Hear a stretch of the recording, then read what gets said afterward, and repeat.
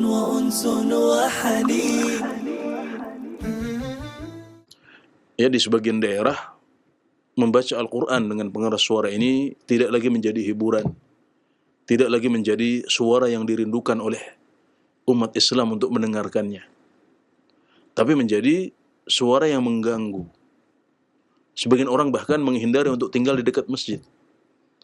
Kenapa? Karena mereka menganggap masjid adalah tempat yang berisik. Kenapa? Karena ada oknum sebagian umat Islam yang berlebihan dalam menggunakan pengeras suara masjid. Padahal pemerintah negara kita sudah mengatur hal ini.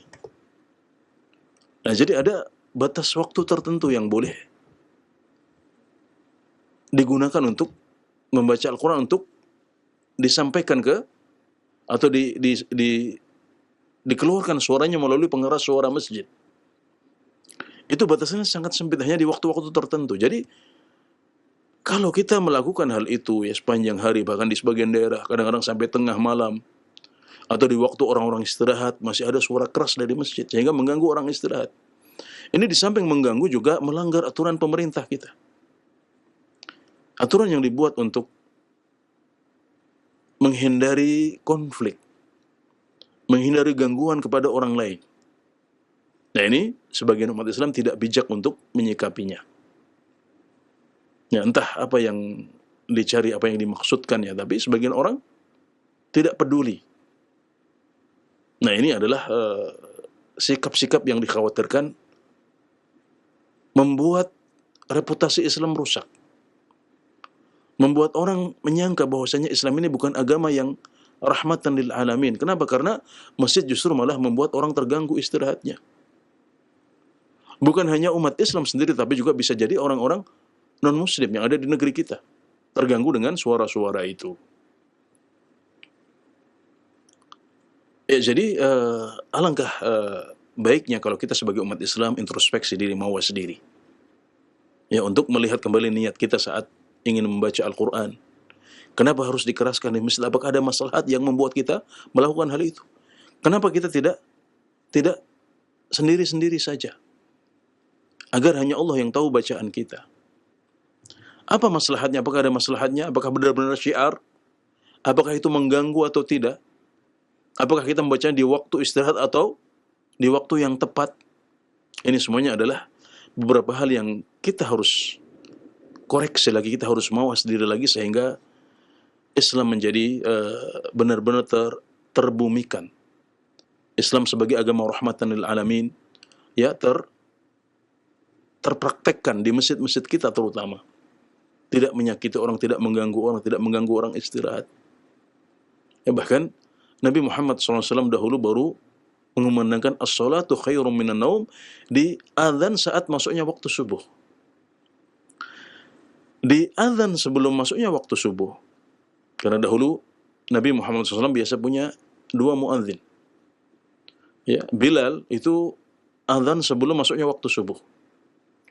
Sedangkan Ibnu Ummi Maktum azannya ketika masuk waktu subuh. Jadi ada dua azan menjelang subuh. Nah, azan yang ada kumandang as-salatu khairum minan naum. Salat itu lebih baik daripada tidur. Itu baru dikumandangkan oleh Ibnu Ummi Maktum, yaitu ketika masuk waktu subuh. Waktu istirahat sudah habis. Ya, sekarang orang-orang wajib untuk datang ke masjid salat jamaah. Baru di situ beliau mengumandangkan as-salatu khairum minan naum. Saat azannya Bilal belum ada seperti itu. Karena memang orang boleh istirahat, itu waktu orang tidur, orang istirahat. Sampai seperti itu kehati-hatian Rasulullah sallallahu alaihi wasallam. Ya, maka ini adalah teladan dari Nabi Muhammad sallallahu alaihi wasallam yang membuat kita harus introspeksi diri. Jangan sampai ada orang-orang yang justru membenci masjid, menghindar dari masjid. Di sebagian negara seperti Saudi Arabia, kalau orang membuat sebuah kafling perumahan, maka mereka akan membangun masjid dahulu. Kenapa? Karena mereka akan bisa menjual tanah-tanah sekitar masjid lebih mahal daripada tanah-tanah yang jauh dari masjid. Orang-orang mengejar untuk mendekat ke masjid. Kenapa? Karena mereka merasa nyaman dengan masjid, tidak terganggu. Kalau ada suara yang keluar dari masjid itu adalah adzan, ya sebatas itu saja. Bahkan Sholat biasa, sholat fardu ya, yang dilakukan di masjid, cukup dengan pengeras suara dalam masjid, saya tidak perlu keluar. Kenapa? Karena yang perlu adalah mengajak orang ke masjid. Kalau mereka nggak datang, ya sudah, kenapa kita harus memperdengarkan mereka, untuk memaksa mereka untuk mendengarkan bacaan kita. Nah, ini kita temui di sebagian negara seperti itu. Orang-orang merasa nyaman untuk tinggal dekat masjid. Ya, tidak terganggu oleh suara-suara masjid. Apalagi kalau pemerintah sudah menetapkan aturan. Ini tidak boleh kita langgar, karena aturan ini dibuat untuk menghindari mafsadah, menghindari konflik, menghindari orang-orang yang terganggu saat mereka istirahat. Dan sayangnya masih banyak masjid-masjid yang melanggar aturan pemerintah kita ini. Ya, demikian, semoga bisa membantu menjelaskan atau menjawab pertanyaan dari Bapak Kadan di Sukabumi. Allahu a'lam.